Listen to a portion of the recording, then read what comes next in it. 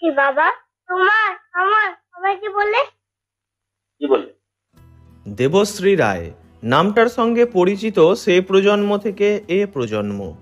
৮-৯ দশক থেকে বর্তমান সময় পর্যন্ত সমান তালে বাংলা সিনেমা ও ধারাবাহিকে অভিনয় করে গেছেন তিনি।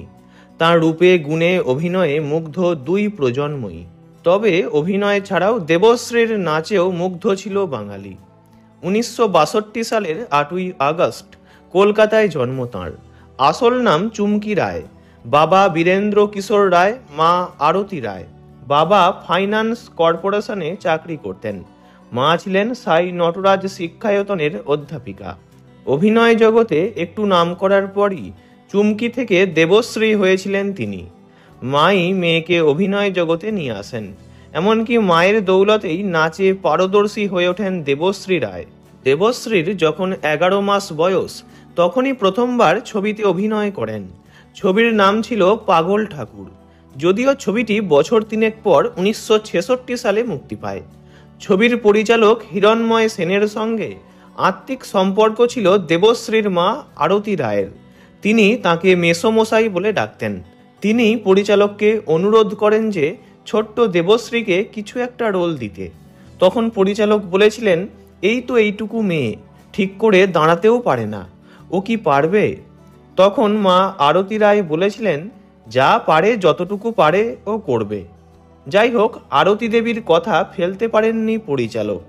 পাগল ঠাকুর ছবিতে শ্রী রামকৃষ্ণদেবের একদম ছোটবেলার ভূমিকায় দেবশ্রীকে নিয়ে নেন। ওইটুকু বয়সেই স্তোত্র বলে শুনিয়ে সবাইকে অবাক করে দিয়েছিলেন তিনি।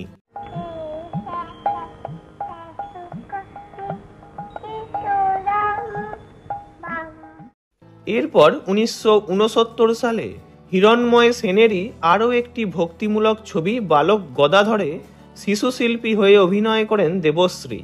তখন বয়স মাত্র ৬-৭ বছর।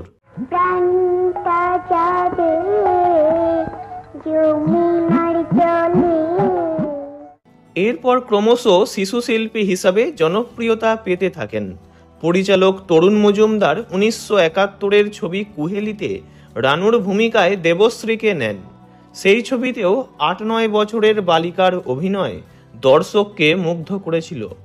এইভাবেই ছোট থেকে অভিনয়কে সঙ্গী করেই তাঁর পথ চলা শুরু হয়, যে পথ চলা আজও থামেনি।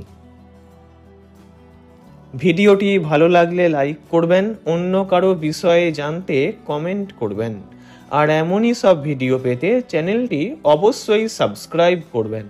ধন্যবাদ।